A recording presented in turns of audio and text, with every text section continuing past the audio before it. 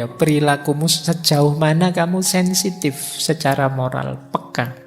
Sejauh mana kamu cerdas secara moral, dan sejauh mana kamu termotivasi untuk jadi orang yang bermoral.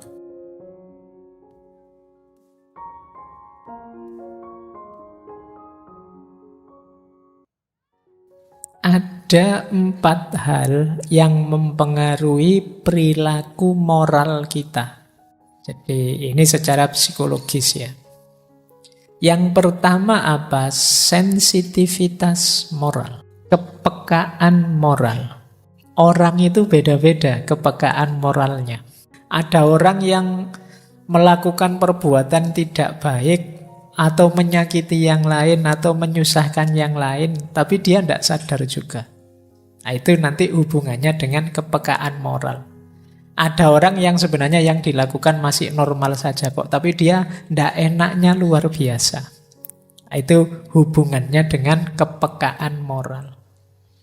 Kamu peka enggak sih kalau yang kamu omongkan itu menyakiti? Nah, itu kepekaan. Saya mau tanya temanku ini sudah punya pasangan apa belum ya? Tapi kalau tak tanya tersinggung enggak ya? Nah, itu berarti kamu punya level kepekaan sendiri. Atau jangan-jangan kalimatku tadi menyakiti dia. Nah, itu hubungannya dengan kepekaan. Kalau kamu sering jadi orang tidak enakan, mudah sungkan, mudah segan terhadap sesuatu, itu kemungkinan hubungannya dengan sensitivitas moral ini. Nah, ini menentukan perilaku moral. Kalau kalian tidak enak itu kan terus mulai remnya diefektifkan. Tidak ingin lagi menjelajah atau ngejar-ngejar informasi dan lain sebagainya. Nah, ini yang pertama. Dan ini setiap orang pastinya beda-beda. Ada yang sangat sensitif, ada yang tumpul sama sekali. Nah, yang kedua, penilaian moral. Kalau ini hubungannya dengan kecerdasan. Penilaian moral itu nanti nyambungnya dengan keputusan moral. Saya harus melakukan ini apa melakukan itu ya. Yang ini lebih baik, yang itu kurang baik. Saya milih yang lebih baik saja. Ini penilaian moral, pikiran main. Jadi saya habis dimaki-maki orang ini. Enaknya saya balas maki-maki, saya diamkan saja, atau saya jelaskan baik-baik, atau saya rangkul dia. Ini kan pertimbangan-pertimbangan moral. Nah, itu pikiran yang main. Kalau sensitivitas tadi mungkin kepekaanmu, perasaanmu. Tapi penilaian ini banyak berhubungan dengan pikiranmu, akalmu. Ada yang menyebutnya pertimbangan moral. Pertimbangan itu berarti mempertimbangkan, menimbang-nimbang. Enaknya ini atau itu ya. Ini harusnya saya bersopan-sopan ke dia atau saya lugas saja ngomong apa adanya. Ini pertimbangan moral. Oke, jadi pikiranmu dipakai. Jangan dikira kalau moral itu tidak pakai mikir. Dulu pernah kita bahas satu sesi kecerdasan moral, kecerdasan etik, dan berpikir etik. Oke, kalau tiba-tiba kalian misalnya ya sedang enak-enak ngaji gini, terus teman-teman yang ada di sebelahmu batuk terus, misalnya, ayo kamu melakukan apa? Kamu hibur dia, kamu keluar ngambilkan minum, jangan-jangan dia memang butuh air, atau kamu hibur saja, atau kamu doakan saja. Ya Allah, semoga temanku tidak batuk-batuk lagi, apa begitu saja, apa yang kamu, itu kan pikiranmu kerja. Jadi itu yang disebut penilaian moral. Nanti ini berhubungan dengan keputusan moral. Oh, ini yang saya pilih. Nah, yang kedua itu. Jadi moralitas seseorang itu berhubungan dengan sensitivitasnya, berhubungan dengan kecerdasannya. Yang ketiga juga berhubungan dengan motivasinya. Dorongan dari dalam dirinya untuk berbuat baik, untuk milih yang lebih baik. Ada loh orang itu yang tahu kok secara pikirannya dia ini lebih baik. Dan dia sadar kalau ini menyenangkan orang atau menyakiti orang. Tapi motivasinya kurang dia. Alah ngapain sih capek-capek melakukan itu, sudahlah. Nah ini berarti motivasinya kurang untuk melakukan kebaikan. Jadi kalau bahasa agama niatnya kurang kuat. Kalau niat kurang kuat ini kan kamu tahu kamu harus melakukan apa, tapi tidak melakukan apa-apa. Atau ya melakukannya setengah hati. Nah, ini namanya motivasi moral. Biasanya ya lawannya kemalasan moral, demotivasi moral. Kamu tidak tahu yang baik dan buruk, tapi tidak ingin melakukan yang baik dan menjauhi yang buruk. Yang keempat baru implementasinya. Kalau implementasinya itu gabungan antara 3 tadi plus situasi konkretnya. Jadi ini namanya penerapannya, implementasinya. Jadi sensitivitasmu ditambah kecerdasanmu untuk menilai sekaligus motivasi dalam dirimu, terus dikonkretkan lewat anggota tubuhmu di tengah masyarakat. Ini namanya implementasi. Disitulah perilaku moral lahir. Jadi dipengaruhi oleh 4 hal ini sekaligus. Jadi kalau kalian ingin menganalisis perilaku moral seseorang, kalian tinggal bagi, sejauh mana dia sensitif, sejauh mana kecerdasan moralnya bekerja, sejauh mana dia termotivasi untuk melakukan perilaku moral itu, dan implementasinya seperti apa. Nah, ini 4 hal yang berpengaruh dalam perilaku moral kita. Ya ini yang membuat setiap orang itu bisa beda-beda perilakunya. Karena apa? Sensitivitasnya beda-beda, kecerdasannya juga beda-beda, motivasinya juga beda-beda. Jadi, maka keputusan moralmu dengan temanmu, mungkin dengan adikmu, dengan keluargamu bisa saja sangat jauh berbeda. Kenapa? Isi komponen 3 tadi beda. Sehingga implementasinya beda-beda. Oke, baik. Nah, ini silahkan nanti kalian renungkan ya. Perilakumu sejauh mana kamu sensitif secara moral, peka. Sejauh mana kamu cerdas secara moral, dan sejauh mana kamu termotivasi untuk jadi orang yang bermoral. Ada loh orang yang tidak termotivasi jadi orang yang bermoral. Banyak mungkin orang yang putus asa dengan moral. Alah Pak, saya bermoral, akhirnya saya yang paling sulit, saya yang paling sengsara. Saya toleran bantu teman, terus akhirnya ya saya susah sendiri, teman-teman ketawa-ketawa enak. Saya paling sumpek misalnya. Terus dia putus asa dengan moral. Ada yang begitu. Nah, silahkan kalian renungi ya. Profil moralitasmu itu bisa diambil dari 4 variabel ini. Nah, ayolah, hidup ini bisa kita nikmati, kita syukuri saja. Orang yang tidak bisa humor, ya kemungkinan sulit mensyukuri hidupnya. Nikmati hidup. Dan yang terakhir tentu saja menghargai proses. Dia sadar kok untuk mencapai apapun ada prosesnya. Tidak ada yang instan. Apapun itu. Nah ini hidupmu nyaman sudah. Nah ini ciri-ciri orang yang mampu mengaktualkan dirinya. Dia mandiri, realistis, problem solver. Selera humornya tinggi dan menghargai proses.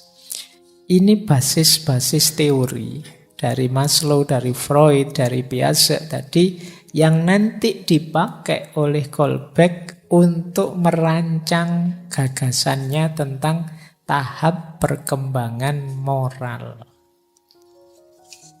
Nah, Kolbeck ini melakukan penelitian pada 72 anak, karena dia ingin meneliti perkembangan moral, berarti kan dimulai sejak anak-anak. Di Chicago, karena beliau kan profesor juga di Chicago University, Dia ngambil anak yang usianya 10 tahun, 13 tahun, dan 16 tahun.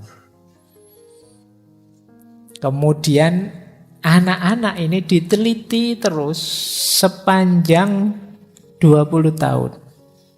Diikuti terus, diuji terus, dicek terus kehidupannya. Ya dia melihat perkembangan moralnya.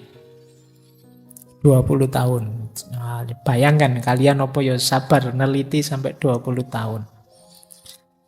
Ya kan, kalian kadang-kadang nulis skripsi aja penelitian lapangan, ya kamu ngarang aja, lapangannya ndak ada. Kamu kira-kira. Nah ini 20 tahun neliti beneran loh. Kalau kamu kan kalau neliti ngincer dananya, anggaran proyeknya saja. Jadi kalau ini serius, ingin tahu sejauh mana perkembangan moralnya manusia itu. Nah, ya setiap anak dalam jangka waktu tertentu diberi pertanyaan-pertanyaan di interview selama 2 jam.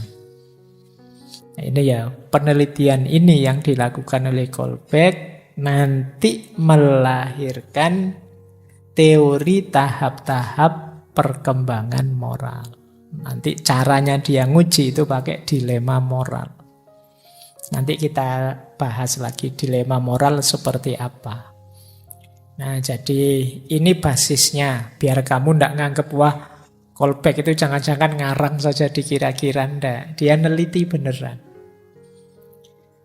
Baik, kita lanjutkan. Nah, ini hasilnya. Nanti kita jelaskan satu-satu ya. Jadi perkembangan moralnya manusia itu bisa dibagi dalam 3 level dan 6 tingkatan, 6 stage. Setiap level ada 2 tingkat. Level 1 namanya prekonvensional. Level 2 namanya level konvensional. Level 3 namanya level postkonvensional. Ya, kalian pahami saja, dilihat, dipahami, didengarkan, dipahami. Tidak harus dihafalkan, tidak ada ujiannya. Nanti kalau ingin tahu lagi, ya ditengok lagi. Jadi ada level pre, ada level post, ada level konvensional. Level prekonvensional itu fokusnya kenyamanan diri. Jadi kalau orang melakukan kebaikan itu sebenarnya targetnya biar dia sendiri nyaman, enak. Nah itu ada 2 tingkat. Tingkat 1 namanya tingkat hukuman dan kepatuhan. Nanti kita uraikan masing-masing tingkat. Kalau tingkat 2 itu keuntungan personal. Nah ini aspek etik level 1, berarti yang paling bawah.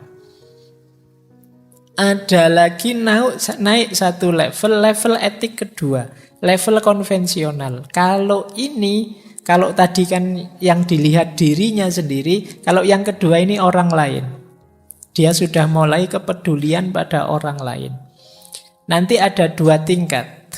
Tingkat 3 yaitu menyesuaikan dengan keinginan kelompoknya, masyarakatnya. Dan tingkat 4 itu otoritas dan ketertiban sosial. Level 3 post konvensional, kalau yang tadi kan fokusnya pada yang lain, yang pertama fokus pada diri sendiri. Level 3 ini fokusnya pada prinsip-prinsip moral, nilai-nilai moralnya. Jadi bukan akunya, bukan orang lain tujuannya ya kebaikan itu sendiri, prinsip-prinsip moral. Ini level 3. Nanti ada 2 tingkatan. Tingkatan kelima itu kontrak sosial dan hak setiap orang. Tingkat ke-6 prinsip-prinsip etik universal. Jadi ternyata moralitas kita itu berkembang. Tidak macet, tidak kok orang itu tiba-tiba jadi baik. Tiba-tiba jadi murni sekali, misalnya Pak, saya ingin ikhlas Pak, langsung terus bisa ikhlas, itu enggak, ada tahapannya. Jadi moralitas kita juga bertahap. Meskipun nanti ada kritik juga, tapi kita pahami ini dulu. Jadi ayo kita bahas satu-satu ya. Yang pertama, ini berarti masih dari level 1. Tahap pertama atau stage tingkat pertama itu orientasi moral yang hukuman dan kepatuhan. Jadi di tahap pertama ini, ketika seseorang melakukan kebaikan, itu motivasi utamanya adalah menghindari hukuman. Jadi saya patuh disuruh melakukan kebaikan ini biar tidak dihukum. Jadi jangan bohong loh. Kalau bohong nanti tak jewer. Nah ini level 1. Khawatir hukumannya. Ke masjid ya, kalau maghrib. Kalau tidak ke masjid, yo makan malamnya batal misalnya. Nah ini kamu takut ininya. Jadi kamu jadi orang baik karena khawatir hukumannya. Terus kamu jadi patuh.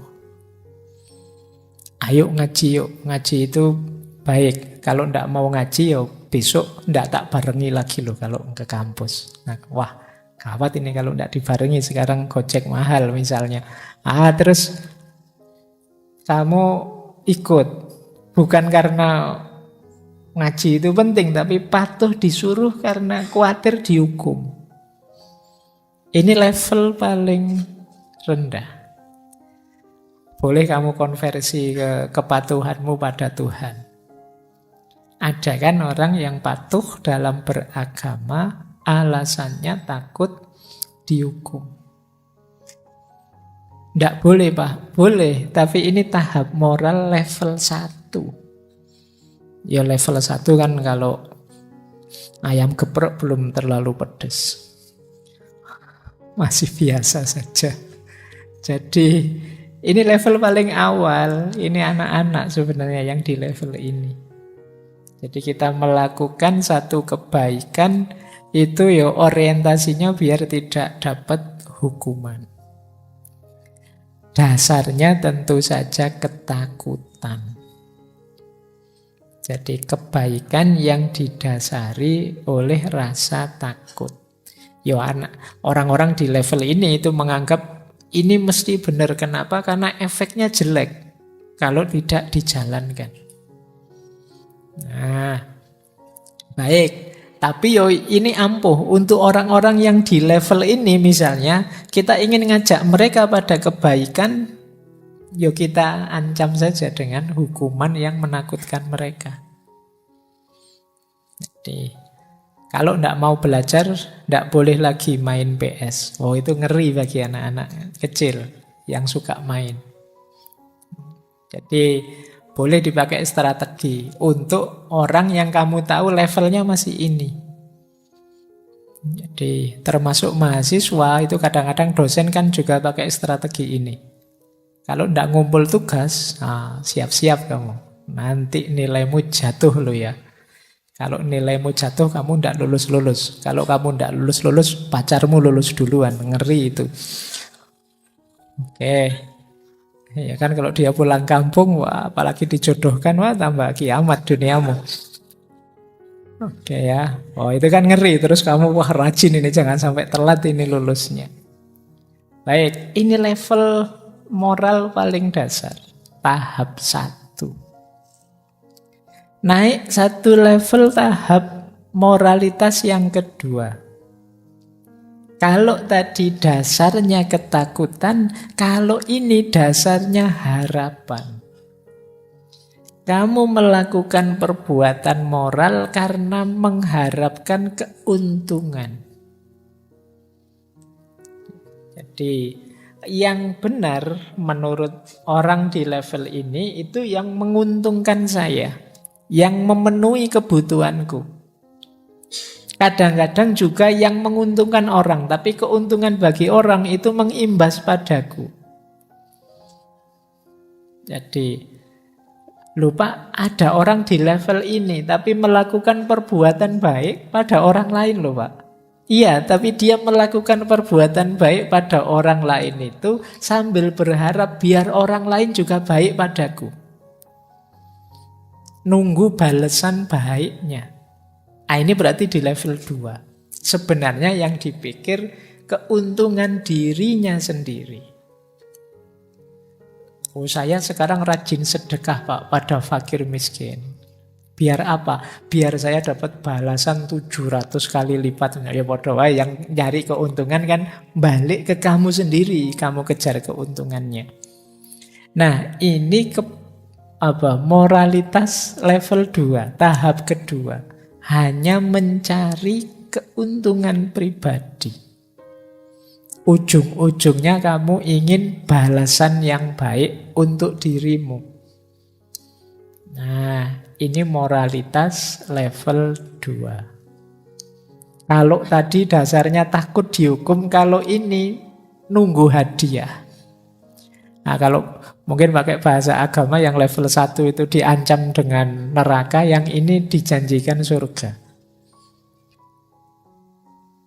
Tidak masalah, ini tetap bermoral, cuma moral yang level 2. Jadi kategorinya tetap perbuatan baik. Yang di luar level itu kan yang tidak baik. Ini baik kok. Jenis perbuatannya mungkin sama. Sama-sama sedekah. Kalau yang pertama sedekah karena takut kalau tidak sedekah nanti dihukum, dimarahi, dikucilkan masyarakat dan lain sebagainya. Nah, kalau yang kedua ini sedekah biar aku dapat balasan lebih banyak. Jadi begitu kamu habis sedekah, terus kamu nunggu. Ini sudah 1 bulan loh, kemarin aku sedekah 100.000, tapi kok enggak dapat 7 juta ya kalau dianukan. Mungkin kamu nunggu begitu. Nah, ini mengejar keuntungan pribadi. Ini level 2. Jadi kalau kamu melakukan kebaikan, menunggu balasannya yang lebih baik yang kamu inginkan, kamu di level 2. Ke rumahnya dosen bawa buah 5 kilo. Wah, baik sekali kamu sama dosen. Enggak Pak, biar nilai saya bisa naik misalnya. Nah, itu keuntungan yang kamu cari. Oke ya, tapi kan jenis perbuatannya sama. Hanya motifnya yang berbeda, itu yang membedakan tahap moralitas di mana kita ada. Baik, ini yang kedua, yaitu ada contoh ketika kita menjadi sukarelawan biar dapat nama baik di tengah masyarakat. Nah, ini sukarelawannya bagus, tapi kan targetmu bukan kok membantu orang, tapi nama baik, statusmu lebih tinggi. Oke, baik. Jadi ini perbuatan baik yang motifnya hanya keuntungan pribadi. Oke, yang ketiga. Kalau ini berbeda lagi orientasi kebaikannya. Di level ketiga ini seseorang masuk ke ruang hidup sosialnya. Kalau tadi kan 2 level pertama itu masih sangat individual. Yang jadi fokus dirinya sendiri. Yang pertama tadi dirinya sendiri biar tidak sengsara, tidak susah. Yang kedua dirinya sendiri biar senang. Nah yang ketiga, ini level 3. Orang melakukan perbuatan baik karena ingin diakui, diterima, dianggap baik oleh masyarakatnya. Nah ini mungkin ya bahasa singkatnya ingin membangun citra. Kalau di banyak referensi ini level moralitas good boy, anak baik. Jadi kamu ingin dapat status anak baik. Tiap hari kamu puasa Senin Kemis, kamu ke masjid terus. Terus kenapa kamu melakukan itu? Ya biar dianggap anak soleh. Nah ini level 3, menyesuaikan dengan keinginan kelompok. Karena kelompokmu mengidealkan sosok manusia semacam itu. Maka kalian menyesuaikan. dengan itu.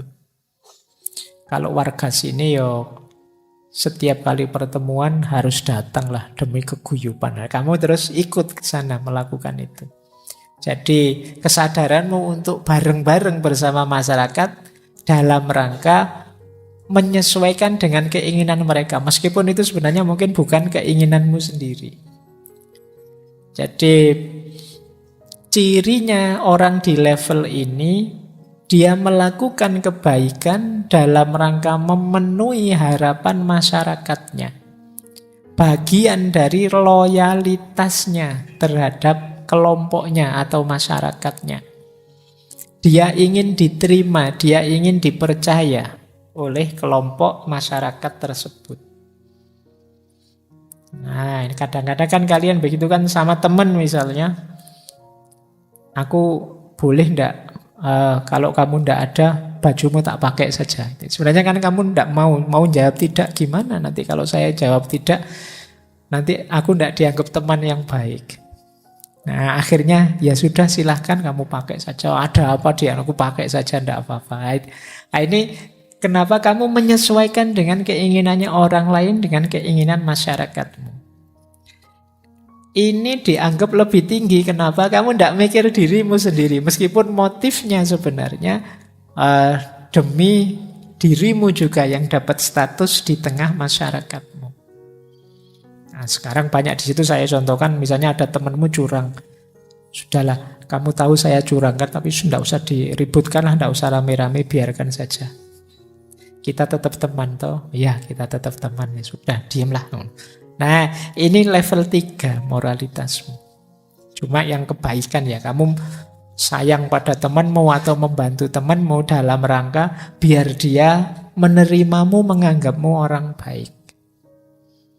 Jadi menyesuaikan dengan keinginan kelompok. Yang lain begitu, ya sudah saya begitu, biar saya diterima. Nah, misalnya kamu masuk ke masjid ini, kok yang lain sarungan semua ya. Wah, kalau saya pakai celana jangan-jangan nggak dianggap. Sudahlah aku tak pakai celana, biar diterima jadi santri di masjid ini misalnya. Nah ini namanya tahap moralitas level 3. Kebaikan yang kamu lakukan hanya dalam rangka menyesuaikan dengan keinginan kelompokmu. Ya alhamdulillah kalau circlemu circle yang baik. Jadi penyesuaianmu lahirnya perilaku-perilaku baik, kebaikan-kebaikan. Jadi kalau circlemu circle tidak karu-karuan, ya perilakumu perilaku yang tidak karu-karuan. Jadi misalnya kamu punya geng khusus untuk geng kita, cirinya adalah bolos kuliah misalnya. Kalau yang tidak bolos kuliah jangan masuk circle kita misalnya. Kamu biar tetap di circle itu, terus kamu tega-tegakan bolos kuliah. Kalau kayak gitu bunuh diri kamu. Nah, ya bikin circle ya. Seandainya kamu levelmu ada di sini, carilah circle atau bikinlah circle yang positif. Sehingga keinginanmu diterima itu ya melalui perbuatan-perbuatan positif. Pokoknya kalau kelompok kita, circle kita ini tidak boleh lulus kuliah lebih dari semester 8 misalnya. Kalau lebih semester 8 kita keluarkan misalnya. Itu kan bagus. Kalau kelompok kita ini minimal seminggu harus sodako 1 juta ya misalnya. Loh kan kamu otomatis sodako. Oh iya. Ya enggak tahu ya sodako. Sopo ngerti ya circle-nya anak-anak konglomerat. Kalau kamu enggak mampu berarti kamu bukan circle itu. Jadi itu tahap ketiga. Menyesuaikan dengan keinginan kelompok. Lanjut ya. Tahap keempat sekarang. Ini lebih tinggi. Di tahap keempat ini, orang memang tidak egois lagi dirinya, sudah keluar dari dirinya. Kalau tadi mengikuti orang lain, kalau ini patuh mengikuti aturan yang sudah disepakati bersama. Misalnya hukum, adat, konvensi sosial. Nah ini perbuatan baik itu ya menjalankan hukum atau aturan yang sudah disepakati. Mendukung aturan yang ada. Kenapa kok kamu tidak mencuri barangnya temanmu? Di sini ada aturannya, Pak. Tidak boleh mencuri barangnya teman. Nah, ini kamu ada di level 4. Jadi di level ini kamu butuh aturan untuk melakukan perbuatan baik. Kalau aturan-aturannya cocok, ya alhamdulillah kamu jadi orang baik. Baik dan buruk itu definisimu adalah sesuai aturan. Di zaman saya kuliah itu di kos-kosan sebelah saya ada aturan apel paling malam sampai jam 10. Saya tidak tahu sekarang sudah lebih apa malah kurang. Jadi itu kan aturan. Nah, kamu patuh pada aturan itu kan kamu disebut anak baik di tengah masyarakatmu. Dasarnya apa? Kamu mematuhi aturan. Ya meskipun mungkin bagi orang tertentu sampai jam 10 itu terlalu malam, Pak. Wong saya apelnya itu habis asar kok misalnya. Atau bagi yang lain masih terlalu sore, Pak. Oh, sampai jam 10 saya belum sholat isya, nanti tadarusan, yasinan, tahlilan. Oh, bisa sampai setengah 10 itu tidak sempat apel misalnya. Nah, tapi aturan ya aturan.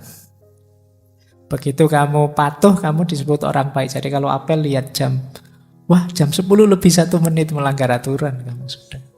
Jadi harus pas maksimal jam 10. Nah ini cara berpikir hukum dan tertib sosial. Aturan itu kan dibikin untuk tertib sosial. Jadi bayangkan kalau kamu apelnya pulangnya sampai jam 1 apa jam 2. Itu kan namanya bukan apel tapi nginep. Ya. Oke ya, baik. Kadang-kadang ada apel tapi tidak kelihatan karena sandalnya dibawa masuk sekalian terus kamarnya ditutup.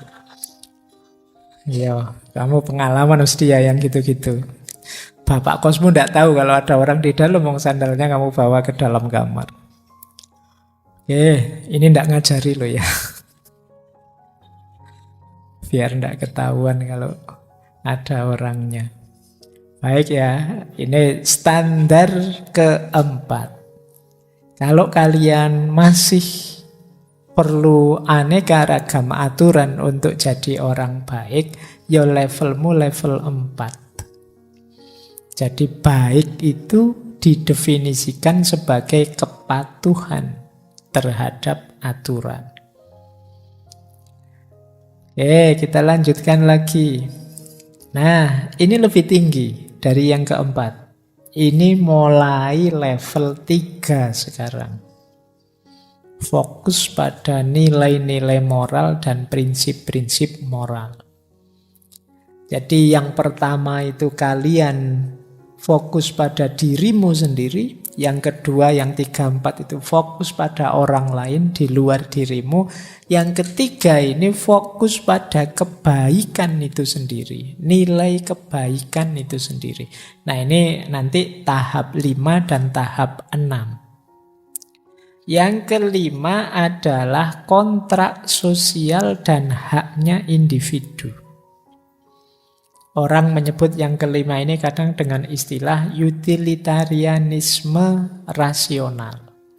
Fokusnya apa? Kebaikan itu harus didasarkan pada tercapainya kebahagiaan sebagian besar orang dan tidak melanggar hak-hak individu. Jadi individu itu dipandang punya nilai sendiri, boleh punya pendapat sendiri yang harus kita hargai. Bahkan bila perlu, hukum, aturan, adat yang tidak menghargai individu, ya harus diprotes. Aturan kok malah menyusahkan, ya harus diperjuangkan untuk diganti. Ini di level 5. Jadi yang diperjuangkan apa? Nilai-nilai dasar kemanusiaan. Ada sih Pak sekarang aturan, tapi kok rasanya tidak adil, ya protes. Jadi ini di level 5 ini fokusnya pada hak-hak individu, kemanusiaan, juga kontrak sosial. Kontrak sosial itu kesepakatan bersama. Jadi kalau ada kesepakatan bersama, ya semoga tidak nabrak hak-hak individu. Atau kesepakatan bersama dalam keburukan. Harusnya kan sepakat itu dalam kebaikan.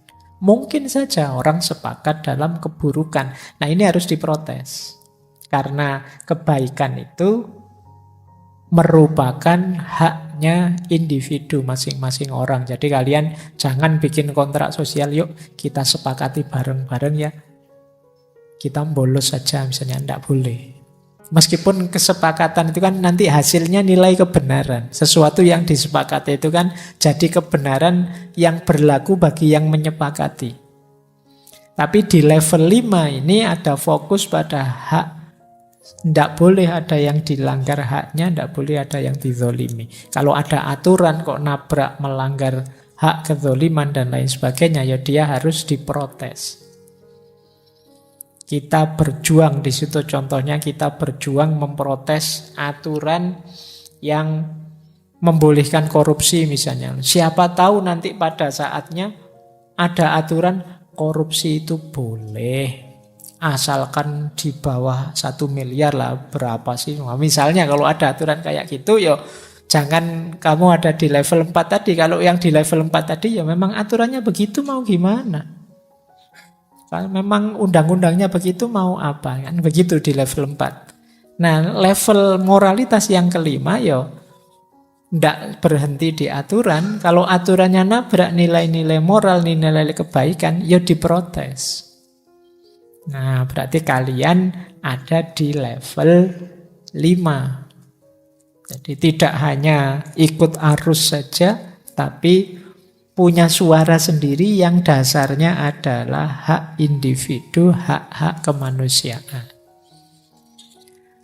Oke, lumayan level 5. Ada lagi puncaknya level 6. Level 6 ini kalau kata Kohlberg jarang orang nyampe level ini. Orang di level 6 itu keputusan moralnya murni didasarkan prinsip-prinsip keadilan kemanusiaan universal. Dan itu tidak ada syarat. Kenapa kamu melakukan kebaikan? Ya karena itu baik. Jadi tidak ada hipotetis, tapi kategoris kalau pakai istilahnya Immanuel Kant. Ini yang orang menyebutnya mungkin ketulusan, keikhlasan. Jadi melakukan kebaikan, tidak ada pamrihnya apapun selain bahwa kebaikan itu memang baik, harus aku lakukan. Di sini kebaikan bukan cara. Kalau cara kan dalam rangka memperoleh sesuatu. Tetapi dia adalah buah atau hasil. Kalau hasil kan selesai sudah. Saya melakukan kebaikan ya karena itu baik. Efeknya apa? Tidak tahu. Kalau tadi dari awal sampai akhir kan selalu ada motif, selalu ada latar belakang, selalu ada target selanjutnya. Nah, kalau di yang ke-6 ini enggak. Sekarang kebaikan itu kita jalankan karena yang baik itu baik. Nih, 6 sudah ya. Nanti teman-teman coba cek, kalian itu ada di level mana. Cuma ngeceknya nanti ada caranya sendiri kalau menurut Kohlberg. Nah, ini beberapa uraian tambahan dari Kohlberg. Tingkat prakonvensional, kata Kohlberg itu dari hasil penelitiannya ya, kebanyakan ada pada anak di bawah usia 10 tahun. Jadi di bawah 10 tahun itu ya berarti ya umur 2 sampai 9 tahun. Yang tadi hukuman, menghindari hukuman atau mencari keuntungan. Jadi perbuatan moral yang dasarnya hukuman dan keuntungan itu usianya 10 tahun ke bawah. Jadi kalau kalian melakukan tindakan bermoral kok karena ketakutan atau karena mengharapkan sesuatu, ya berarti moralitasmu moralitas 10 tahun ke bawah. Jadi tidak ngomong jelek ya, karena isinya ini semua perbuatan baik, cuma masih kanak-kanak levelnya. Nah, kalau yang tengah-tengah konvensional, yang mulai berpikir orang lain, ini remaja atau orang yang mulai dewasa. Berarti yo ABG dan mahasiswa semester awal lah ya. Kalau yang semester akhir itu mungkin sudah sangat dewasa. Apalagi yang tidak lulus-lulus, itu sudah sangat dewasa sekali harusnya. Jadi tingkat konvensional itu remaja dan orang-orang yang awal usia dewasa. Yang tadi ya, pertimbangannya yang difikirkan orang lain. Kalau tingkat pasca konvensional, ini orang yang dewasa yang kalau menurut Kolbeck itu 25 tahun ke atas. Kalau di sini ada yang usianya 25 itu berarti sudah dewasa. Makanya menikah itu 25. Berarti kamu dianggap sudah dewasa. Rasulullah nikah ya 25. Itu usia yang sudah matang secara moral.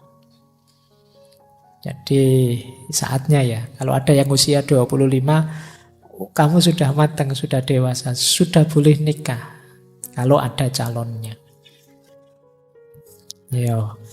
Nah, yo kalau ndak ada mau nikah sama siapa? Boleh. Oke ya. Yo, sunnahnya kalau ikut Nabi kan 25. Jadi kamu kalau 25 nikah itu dapat sunnahnya. Kalau di luar itu berarti bid'ah kamu. Ya kalau ya kan lawannya sunnah kan bid'ah. Jadi kalau kamu nikah kok, wah saya besok aja Pak 27, bid'ah itu. Sunnahnya 25. Oke, jadi ini hanya orang dewasa biasanya yang bisa pasca konvensional. Kata Kolbeck, tahap ke-6 itu jarang orang mencapai. Yang disebut oleh Kolbeck, orang-orang yang sampai tahap ke-6 itu Gandhi, Martin Luther King, juga Galileo. Ya mungkin karena Kolbeck kan tidak pernah baca-baca Sirah Nabawiyah, kisahnya sahabat-sahabat, itu ya beliau ngertinya ya orang-orang itu. Bisa dimaklumi. Jadi memang sulit untuk nyampe tahap ke-6 ini. Orang yang melakukan kebaikan secara tulus. Tanpa pamrih apapun, bahkan juga bukan nama baiknya, juga bukan citranya, juga bukan keuntungan apapun selain kebaikan itu sendiri biar hidup. Nah, ya kalian harus menuju ke sana, latihan. Nah, karena ini tahap-tahap, ya kalau bisa kalian itu naik selevel-selevel. Nah, ada lagi beberapa catatan, ini nanti yang bisa memancing kritiknya orang. Jadi yang pertama, tingkat penalaran moral yang tadi 6 tahap itu, kata Kolbeck biasanya tambah meningkat. Orang itu tambah usia, tambah meningkat. Nah ini nanti ada yang mengkritik, ada juga kok orang itu yang tidak meningkat-meningkat. Sampai usia tua tambah nakal, tambah tidak karu-karuan misalnya. Masih ada. Jadi asumsi bahwa orang usianya bertambah, kematangan moralnya bertambah, mungkin perlu dibahas lagi. Nah, setiap tahap punya jenis pertimbangan moral yang berbeda. Tidak hanya konsep moral yang berbeda. Jadi, kenapa sih orang itu nganggap hukuman sebagai porosnya moral atau nganggap keinginan keuntungan sebagai porosnya moral, yaitu jenis berpikirnya, nalar moralnya seperti itu. Jadi ganti level itu tidak selalu modelnya pengembangan, tapi ini ganti cara berpikir moralnya. Jadi naik level itu berarti berubah cara berpikirnya tentang moralitas. Jadi tidak serta-merta kemudian levelnya naik itu sebenarnya kelanjutan sebelumnya, tapi tidak. Ada juga yang perubahan pemikiran, karena setiap level pemikiran moralnya beda. Nah, ada lagi konotasi di tulisannya Kolbeck itu, ini sifatnya urut, tidak bisa meloncat, tidak bisa mundur. Jadi ini juga boleh dikritik. Urut itu ya, orang itu kalau belum melewati tahap-tahapan moral tadi, tidak mungkin dari level 1 tiba-tiba level 6. Biasanya ya setingkat-setingkat. Logiknya begitu, tapi mungkin kalau dalam agama kan ada orang-orang tertentu itu yang mengalami loncatan luar biasa. Dari penjahat terus jadi wali juga ada. Dari orang yang amoral jadi sangat bermoral juga ada. Ini loncatan-loncatan. Perlu kalian bahas kembali apa ya sama sekali harus urut dan tidak bisa meloncat, tidak bisa mundur. Ini perlu dibahas lagi. Kemudian ada lagi tahap ini prepoten. Prepoten itu kita sudah bisa kok 6-6-nya itu, cuma yang kita aktualkan yang mana dalam hidup ini. Jadi ini namanya prepoten, itu potensi yang sudah ada dalam diri kita sebelumnya. Kita itu bisa di tahap mana saja. Kita mau 6 sekarang kita mampu. Hanya saja kita mungkin karena berbagai faktor tadi, sensitivitas, pemikiran, situasi, pertimbangan dan macam-macam, terus kita masih belum menghidupkan daya kita yang nomor 6. Daya moral yang nomor 6. Kita masih sibuk di daya moral nomor 1 dan nomor 2. Padahal kita bisa kok. Kita itu kan mau curang bisa, mau berpamrih bisa, mau tulus juga bisa. Ya kalau bahasanya Al-Quran kan fa'alhamaha fujuraha wa taqwaha. Mau takwa bisa, mau fujur bisa. Potensi ada dalam diri kita. Tergantung kita laksanakan yang mana. Dan kata Kolbeck ini universal. Manusia dimanapun ya tahap ini dilewati. Baik, kalau ini bisa kita diskusikan. Nah, sekarang cara mengukurnya. Saya kasih contoh ya, ini yang dilakukan oleh Kolbeck pada anak-anak yang dia teliti.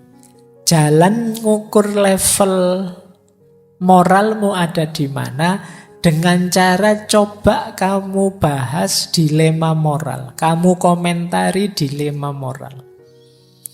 Jadi komentarmu terhadap dilema moral, pandanganmu tentang dilema moral itu akan jadi kunci kamu ada di level mana. Nah, ini yang disodorkan oleh Kolbeck pada yang dia teliti anak-anak itu antara lain ini, dilema moral, orang menyebutnya dilema Heinz. Jadi ceritanya ada seorang perempuan yang hampir meninggal karena kanker. Nah, tidak ada obatnya, cuma ada satu obat yang bisa menyelamatkan perempuan ini. Obat ini satu-satunya ada di satu apotek yang meracik dan menemukan seorang apoteker di kota itu. Sayangnya oleh apoteker ini, obat ini dijual sangat mahal.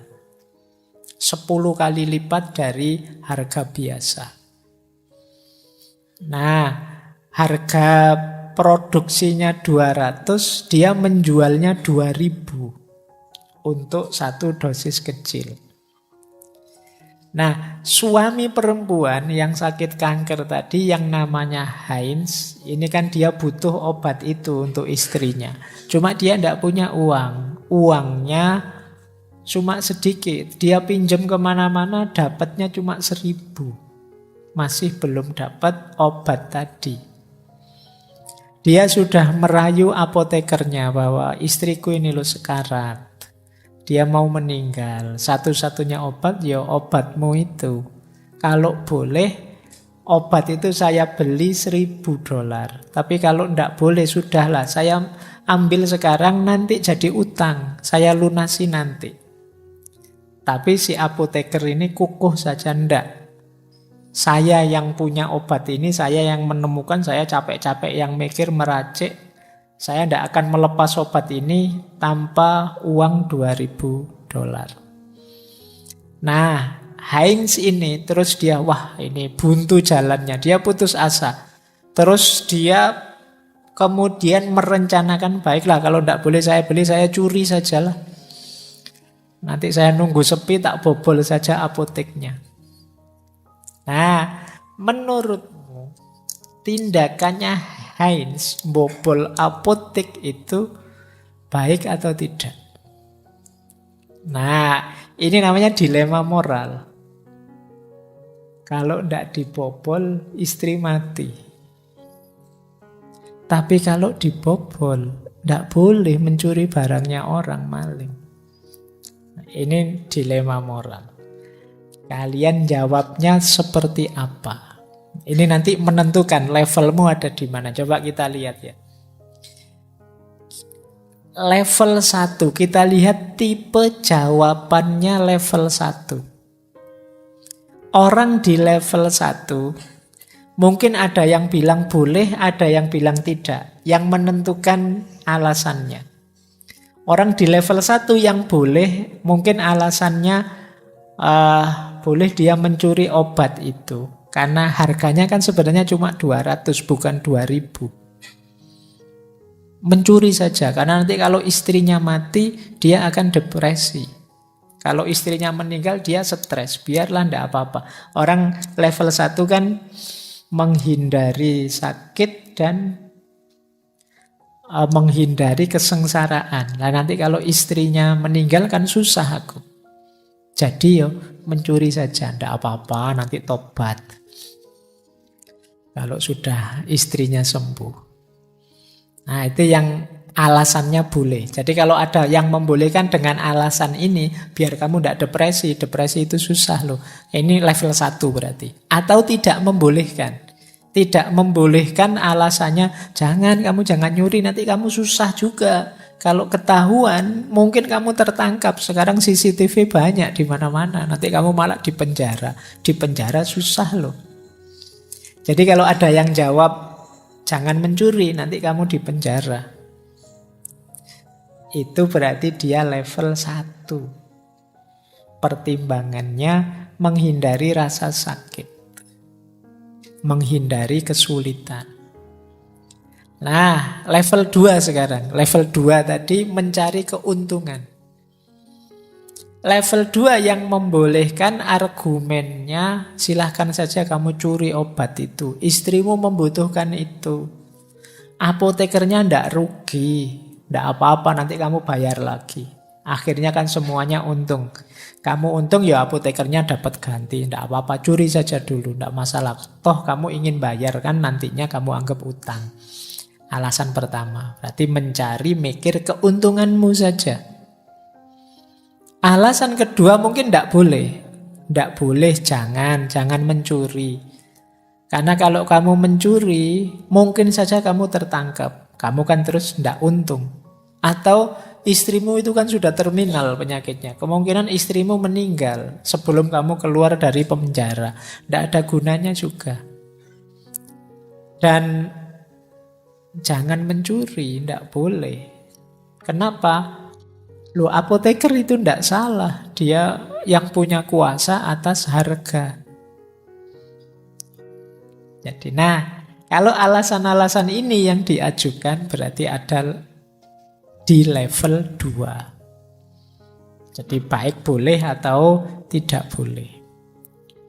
Sekarang kita lihat yang level 3 dan level 4. Kalau yang level 3 itu kan tadi menyesuaikan keinginan orang lain di kelompok kita, circle kita, masyarakat kita.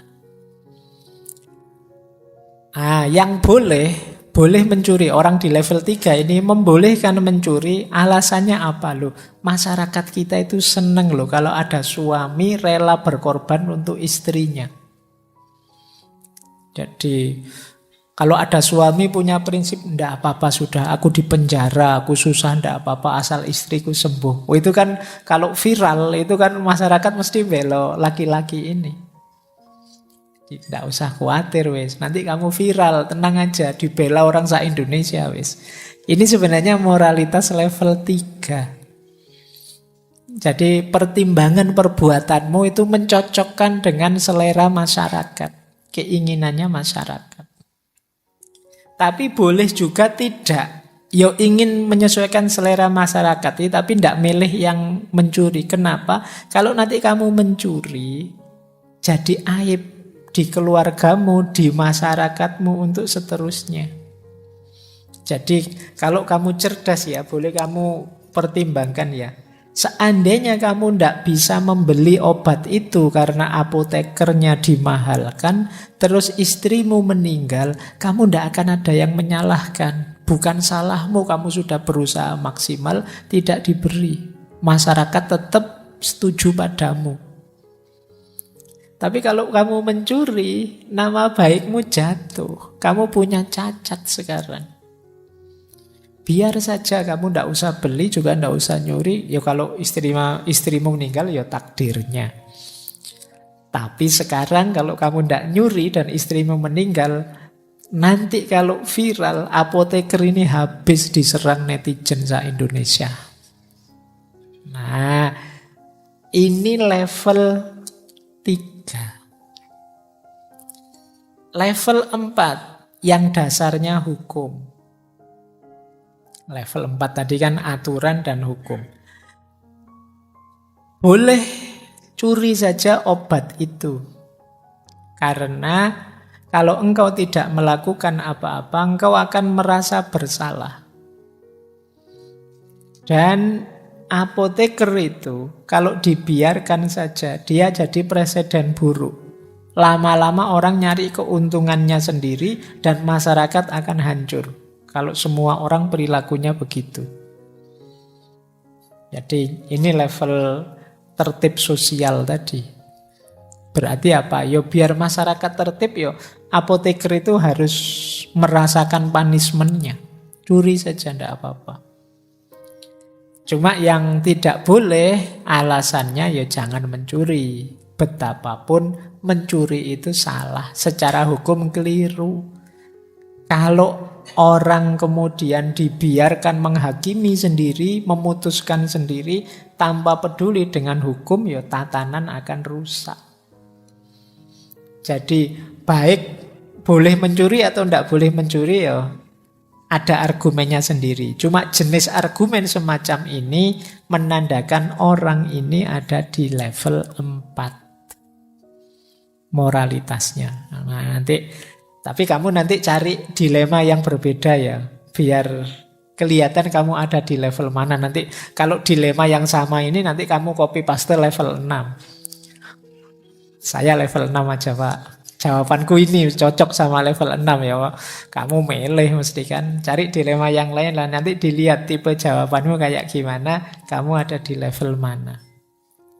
Kalau level 5, jawabannya kalau boleh, argumennya biasanya mencuri itu dalam situasi semacam ini tidak boleh disalahkan. Kok ada hukum yang menyalahkan orang mencuri dalam situasi semacam ini, hukumnya yang harus diganti. Hukumnya tidak benar. Nah, itu yang pertama. Atau yang kedua, tidak. Apapun yang terjadi, kamu jangan mencuri. Kenapa? Karena obat itu haknya apoteker. Jangan kamu langgar haknya. Yo, dia kalau mau memberikan padamu, dia orang baik. Tapi kalau dia tidak mau memberikan padamu, itu hak dia. Wong itu barang miliknya dia. Atau dia jual mahal, ya itu haknya dia. Nah, jadi ini beda level. Jadi nanti argumenmu yang mana menunjukkan level moralmu di mana. Yang keenam, yang prinsip etik universal tadi, tipe argumennya ya dia boleh mencuri. Kenapa?